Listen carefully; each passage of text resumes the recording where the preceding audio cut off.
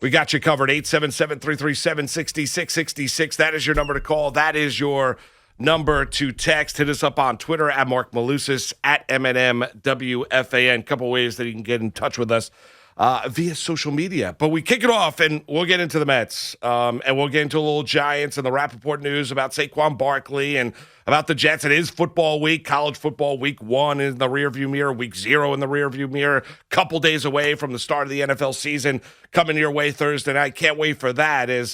Fall is in the air as you wake up here on this Tuesday morning. And with that being said, we get into a little Yankee baseball here, who have gone 2-7 in their last 9 games. And I'm not going to scream and holler here on this Tuesday morning saying the Yankees stink, because they don't. They don't. We watched this team play really decidedly average baseball, or as their general manager said, unwatchable baseball for the better part of 2.5, 3 months here in the MLB regular season. We're trying to figure out exactly what is wrong. Boone's job on the line, the criticisms of Cashman, how this lineup was put together, how lifeless this team looked, the leadership on this team, what is wrong with this team, the up and down nature, mostly down when you look at guys like Clint Frazier and the like. Now you look at this group right now, and I can't explain it. I really can't. And everyone say, well, what is the real Yankee team? The one that won 13 in a row? No team is ever as good when they're riding that kind of a winning streak. Or the team that went 30-10 or whatever it was, during that 40-game stretch to kind of cavalcade, and part of that 30-10 stretch was that 13-game winning streak. Or a team right now that is 2-7 in the last 9 games, lose a series against the god-awful, historically bad Baltimore Orioles, and then begin a set yesterday afternoon, to kick off your Labor Day in the Bronx, sunshine all over the place, and they get absolutely beat down with the Grand Slam late and lose that game to the Blue Jays 8-0. They're not that good. They're not this bad. That's the way to put it when you look at the Yankees. They're not, when they're on that 13-game winning streak and everyone's running around saying, well, get ready for the championship. Here we come. The Yankees are going to steamway their way through the American League. They're going to be the team to beat in the American League. No, they're not that good, and they're not this bad. There are issues on this team. Yes, losing Loaiza and have him being put on the IL, dealing with the shoulder issue and the rotator cuff issue. That's a problem. You're taking another guy out of that bullpen to go along with Zach Britton, and Aroldis Chapman has been very, very hit and miss. We do know that. You got Chad Green going out there and throw 2 innings. So what was an overly deep bullpen is not so much anymore. I'm not going to absolutely kill Jameson Taillon yesterday. He didn't. He fell behind early, but the Yankees had 5 hits. They didn't get a runner at second base. The starting rotation, for the most part, has not been the issue with this team. Now you get to the lineup. I got to be honest with you, a couple guys we talked about a little bit last week with Gallo, right? Maggie and I talked about it a little bit on Friday when I did the show as well. You look at Joey Gallo. He hit 156 in the month of August, and I get that you have to, as he did that piece, I guess was with Lindsay Adler in The Athletic, that there's a beauty to Joey Gallo when you look at him statistically speaking because of all the walks. And you look at right now, he's hitting under 200. He's got the 31 home runs. He's got 65, 66 RBI on the season. I think in his last 8 games, he's hitting 086. He hit 156 in the month of August. There does come a point in time, and I was screaming for the lineup to be balanced here, but there does come a point in time where you look at performance, and performance has got to lead the way. The Yankees have played, 4 of the 20 games now that they're going to play without a day off, right? So they've got 16 games in the next 16 days, right? Without a day off. There does come a point in time where, and I would not be surprised if it's tonight with Matt's on the mound, where you get Gallo out of that number 2 spot and you get Joey Gallo out of the lineup. This is not all of his fault, but, the at-bats are lifeless here. They really are. I think he is I went through it. I think his last 39 at-bats, he's got 4 or 5 hits. 4 or 5 hits in his last 39 at-bats. If everyone's screaming about his on-base percentage of the month of August was at 31%. Let's not scream and holler about all the walks. And I get you balance out the lineup, but right now, for a guy that is pressing, clearly pressing when he is up at the plate, has not been the hitter that you expected him to be when he was with the Texas Rangers, and it's not all of his fault. I'll get to Gleyber Torres in just a second. And there are others. But Aaron Boone and the Yankees, knocking on the analytics department door today. I mean, they need to give Gallo a day off. It is time. I've seen enough. I want to see somebody else. I really do. Give me some Brett Gardner at bats. I'll take anybody right now other than Gallo, whether it be looking at a called strike three or swinging meekly at a pitch for a strike three. I don't need to see it anymore. And I know he's a good defender. I get he improves the outfield defense. I understand that the length, when you have Stanton right and Judge in center and Gallo in left field, the coverage, the outfield coverage, all those guys can cover because of how just big they are, the strides they are. I get it all. We've seen it all. We've read it all. We've heard about it all. But production is production. When you look at Joey Gallo right now, he's not hitting.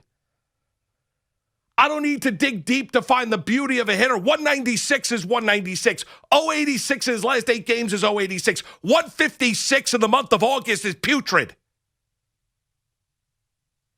Can you give him a day off?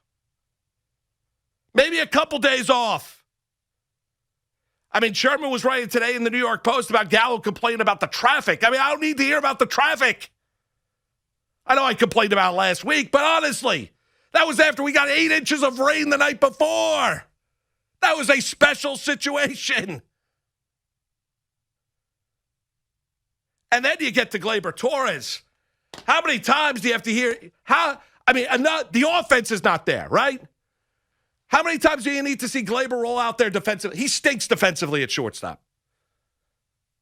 Can we have the understanding here? It does not work. It does not work. We're back to the same old thing with Gleyber. And it's great that him and his wife announced that they're going to have their first child. God bless. Fantastic yesterday. Saw that tweet go out on social media. Him and his wife, blessings, unbelievable. Congratulations. Parenthood is amazing. Changes your life forever. With that being said, he is a player on the field right now. It's embarrassing what he is defensively. And then you get to what he is offensively. And if he is not going to make up for his defensive deficiencies and woes at the shortstop position by being the 30-plus home run middle infielder that he was a couple years ago, he is not good enough. Why do you think we had Yankee fans call up our show time and time again? I mean, just absolutely enamored with Velasquez. No, great story. Unbelievable. Local kid, Bronx, grew up a Yankee fan, wanted to come to the Yankee organization just on the sheer shot of maybe getting called up to the major league team, performs, and it looks different. You know why it looks different? Because he's a natural shortstop. That's why it looks different when you watch Velasquez at the position. He is a natural shortstop. Gleyber is not. I'll need to have that confirmed by Fishman, Cashman, anybody else, Aaron Boone, I don't have anybody. Nobody needs to tell me. Ozzie Smith doesn't need to tell me that he's not an athlete. I have watched enough baseball to look at Gleyber Torres and say, it don't work. We said it last year. The Yankees decide to roll into it this year. And now you're looking at Gleyber Torres. The message here for the Yankees is this. You got to be, at this stage, and I understand why Gleyber Torres is getting an opportunity because it's not stunning. He's a young star player. They've got a heavy investment in him. So when he's healthy enough to play, he is going to play. There does come a point in time, as the Yankees are sitting here, 8.5, as we're on this Tuesday morning, 8.5 games back of the Tampa Bay Rays in the American League East. That is gone, right? But now they're a half game up, 2 up in the loss column, I believe, on the Boston Red Sox in the wild card race, right? But the Toronto Blue Jays are just 3 games back as they continue to gain momentum in this month.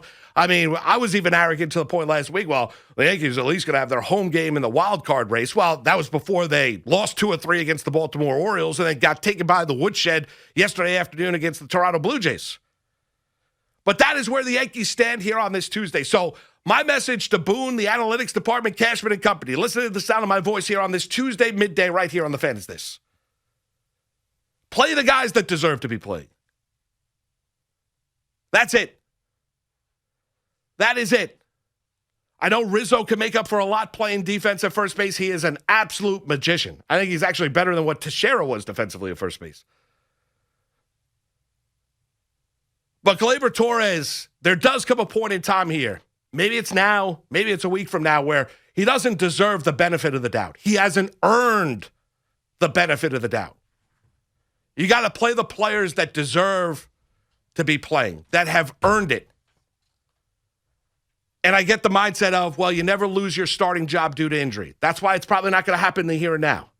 But if he doesn't get going, and he continues to struggle defensively, more and more of the calls of somebody else at shortstop other than Gleyber Torres are going to continue. That drumbeat is going to get louder and louder. Because we've seen it. We've seen it. It's not all his fault. I mean, the Yankee offense has disappeared.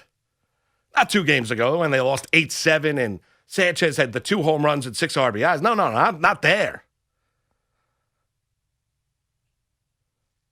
So as the Yankees have, all the good vibes of when they won 13 in a row, they've gone 2-7 in their last 9 games. Thank God they got Cole going tonight against the immortal Steven Matz to try and get this team back to their winning ways.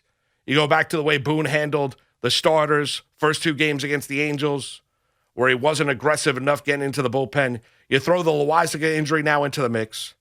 Gallo's got to be given a day off, if not 2. And it has got to be a short leash here on Gleyber Torres at the shortstop position. It just does. If you want to emphasize winning, it just does.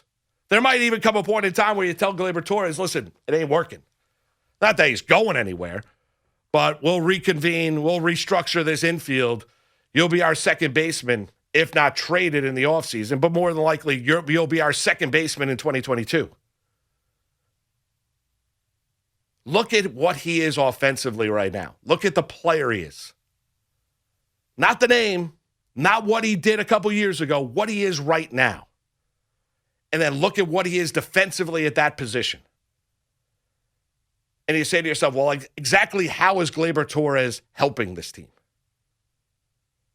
10:17, Moose and Maggie is the program. Mark Malusis flying solo here on this Tuesday midday, rolling right up until 2. We'll get into Diaz, the Cohen tweets, the Mets. A little bit later on the program, we'll get into a little National Football League as well, Giants and Jets too, as the NFL gets going this week. Got an action-packed, 4-hour program, rolling right up until 2. Pick of the day coming your way in the 1 o'clock hour. Out to lunch coming your way in the noon hour. It's Malusis with you right here, the Fan in New York.